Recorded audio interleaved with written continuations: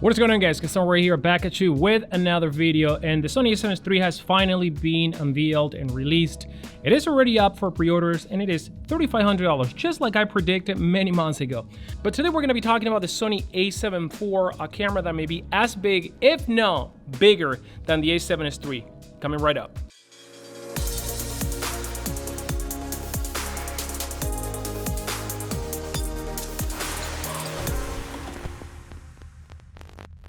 Welcome back to the channel, guys. Gaston right here, and if you're new to my channel, I do gear reviews, tutorials behind the scene, and I've been covering a lot of rumors, so if you like the content that you see around this channel, consider subscribing. Also enable notifications for more content like this one. Now let's talk about the Sony A7 IV, because I've been doing a lot of videos about the Sony A7 III, and one of the main questions that everyone is asking is, where is the Sony A7 IV, and when is this camera going to be announced? Now we covered a video with some of the rumors leaked around a couple of months ago. You can check that video right here. But today we want to actually talk about this camera and what the Sony A7 IV should have to be a better competitor than the predecessor A7 III. A lot of people are looking for a camera that can shoot video and also can have very good video specs. Now, a couple of the things that we may see in the A7 IV is, number one, most likely Sony is going to stick to the 24 megapixel. They may up in maybe a couple pixels, maybe 26 megapixel, but I'm assuming that they're going to stick to the 24 megapixel for several reasons.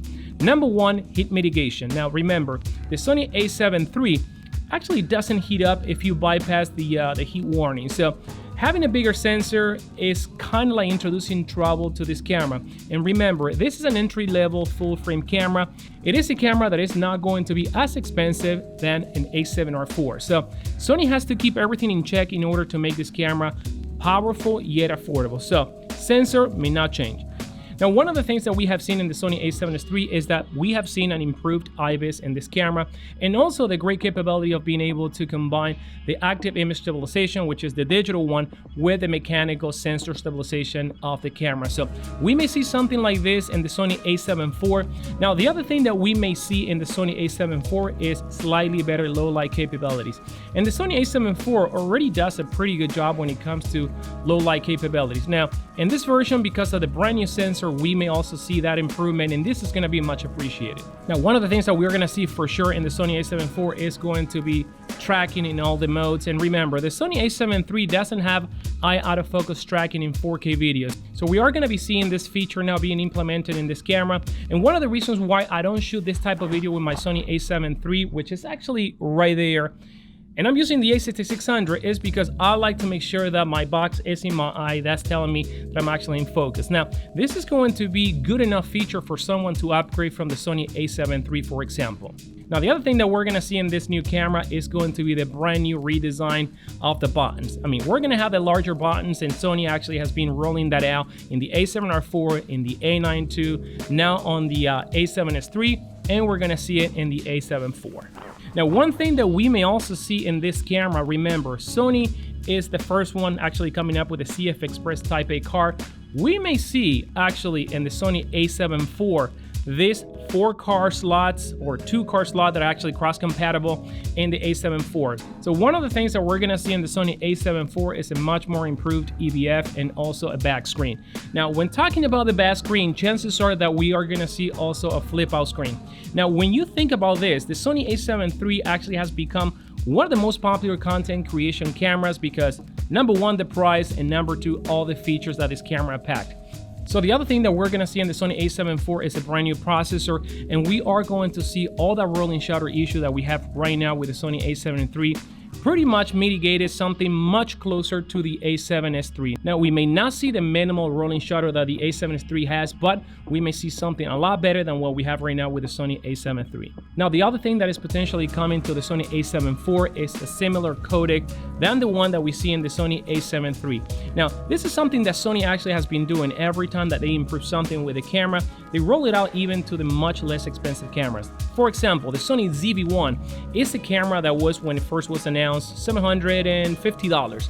Now, that camera had flip-out screen, it had a dedicated movie button at the top, and we're seeing Sony actually implemented these technologies on other camera, just how they actually have implemented the state-of-the-art autofocusing system in a much less expensive camera like the ZV-1. So in this camera, we are going to see also by default the move and record button at the top. Maybe they're not going to allow the move and record button at the top in the R series, but definitely they're going to do it in the Sony A7IV because it's an entry-level full-frame camera that is pretty much the perfect hybrid camera.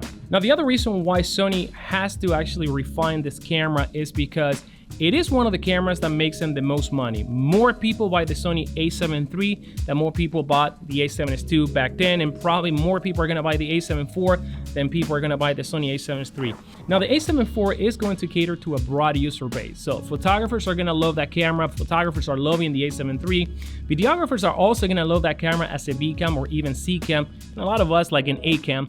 And also the price of this camera makes it very accessible for anyone that has, you know, that under $2,000 budget to actually get into the full frame Sony system. Now remember, it doesn't matter what camera you buy right now from Sony, you can actually take advantage of all the Sony glass that's out there, even the much more expensive, including APS-C glass. So this is one of the reasons why the Sony A7 IV, it is going to be one of the biggest hit in the industry.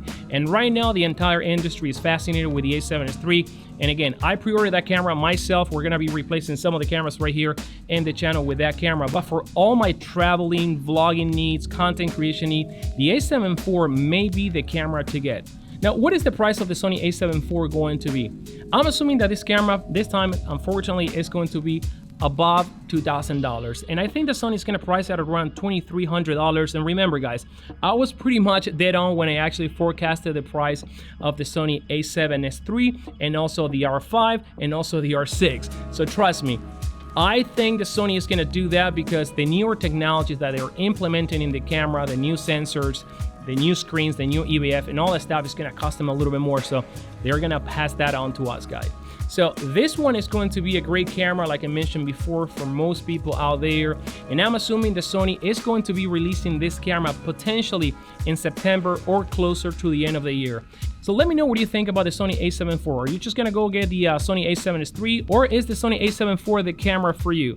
Drop your comments down below. Let me know also what other features you may want to see in this camera.